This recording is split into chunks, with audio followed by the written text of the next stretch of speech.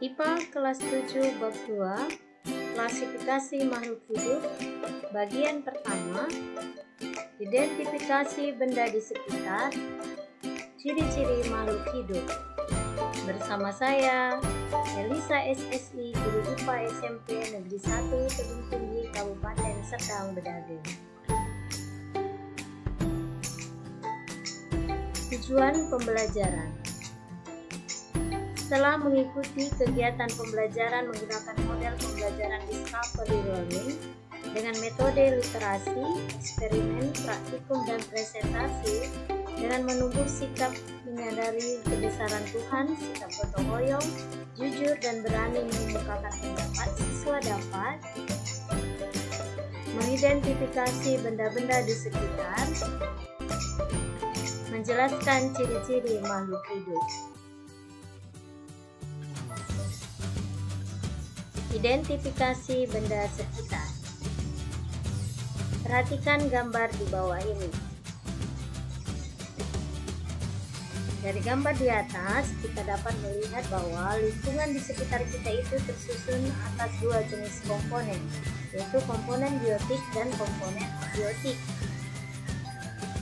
Komponen biotik adalah komponen yang tersusun atas semua jenis makhluk hidup yang ada di sekitar kita.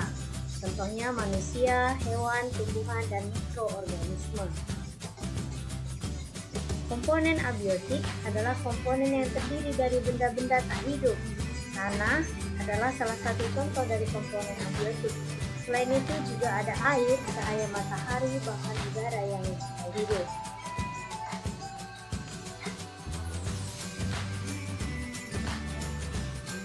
Tugas mandiri. Perhatikan benda di sekitar rumah kamu masing-masing. Silahkan identifikasi sebanyak 10 benda ke dalam biotik atau abiotik. Perhatikan contoh dalam tabel berikut ini. Nah, misalnya nama benda itu kursi, dia termasuk ke dalam biotik. Jadi kita checklist di abiotik. Kucing itu termasuk di biotik, maka checklistlah tanda di biotik. Jadi tinggal kamu ambil 8 lagi, silahkan kerjakan di buku latih IPA. Ciri-ciri makhluk hidup. Setelah kita mengidentifikasi benda di sekitar kita, maka kita dapat mengenal makhluk hidup dan tak hidup. Makhluk hidup adalah makhluk ciptaan Tuhan yang memiliki ciri-ciri kehidupan. Makhluk tak hidup atau disebut juga dengan benda mati adalah benda yang tidak memiliki ciri-ciri kehidupan. Ciri-ciri makhluk hidup yaitu bernapas, bergerak, tumbuh dan berkembang biak, memerlukan makanan dan minuman, mengeluarkan zat sisa, peka terhadap rangsangan, dan menyesuaikan diri dengan lingkungan. 1. Bernapas atau disebut respirasi. Bernapas yaitu kegiatan makhluk hidup ketika menghirup oksigen dan mengeluarkan karbon dioksida. Kita dapat merasakan kebutuhan bernapas dengan cara menahan untuk tidak menghirup udara selama beberapa saat. Ya, perhatikan gambar ini. Ketika kita menghirup udara, berarti kita menghirup oksigen, kemudian mengeluarkan karbon dioksida. Tumbuhan bernapas melalui stomata ataupun rentifel. Manusia bernapas dengan paru-paru, hewan bernapas dengan paru-paru, insang, kulit, dan tergantung jenis hewannya. Nah, ini contoh pernapasan pada tumbuhan. Yang kedua, bergerak. Pengertian bergerak adalah perubahan posisi, baik seluruh tubuh atau hanya sebagian. Gerak pada makhluk hidup adalah suatu bentuk reaksi makhluk hidup terhadap rangsangan. Hewan mempunyai alat gerak aktif seperti kaki, sayap, atau sirip, sehingga gerakan yang terjadi disebut dengan gerak aktif. Sementara tumbuhan yang tidak mempunyai alat gerak aktif, geraknya disebut dengan gerak pasif. Nah, ini gerak manusia, seorang manusia berpindah tak cepat, berarti gerak aktif. Sedangkan ini gerak pada tumbuhan itu karena adanya sentuhan atau rangsangan, sehingga disebut dengan gerak pasif. Yang ketiga, tumbuh dan berkembang.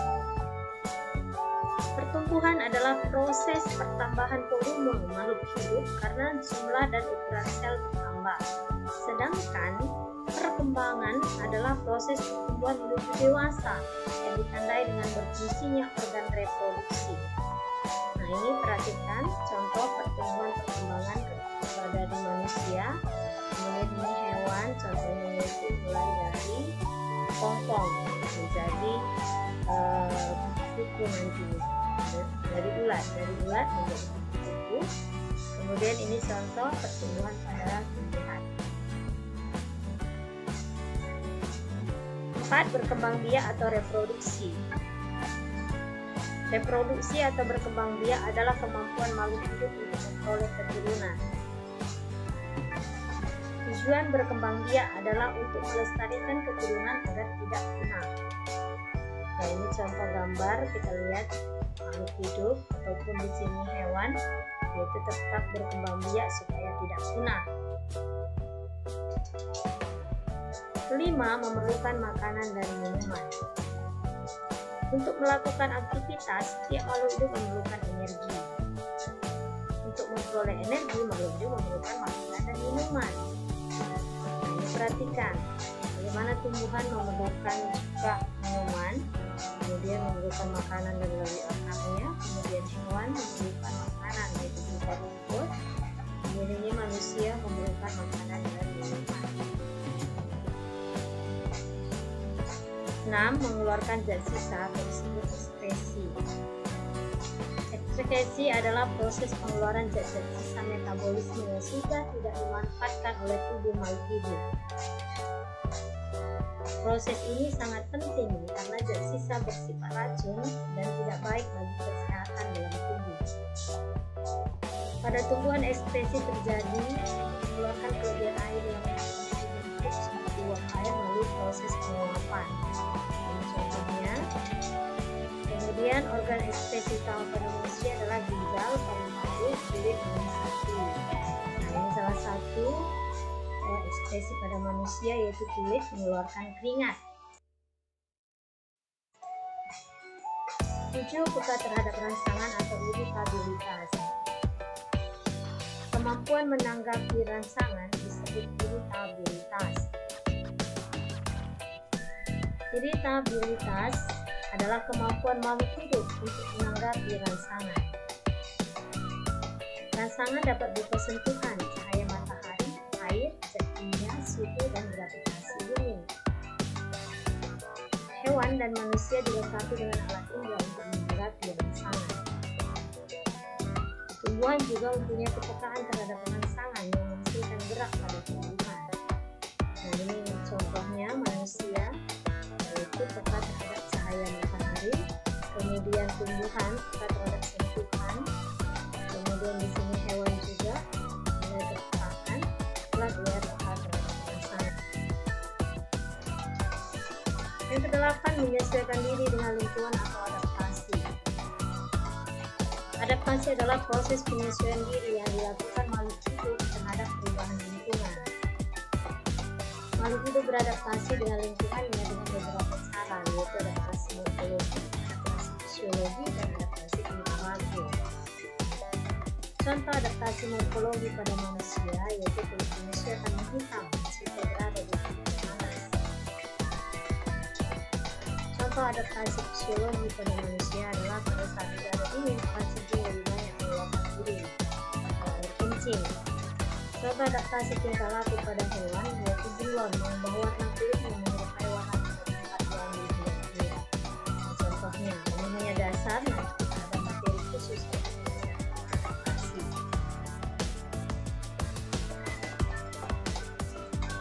Nah, latihan. Silahkan identifikasi ciri-ciri 10 benda yang ada di sekitar rumahmu. Sebagai contoh, lihat pada tabel ini.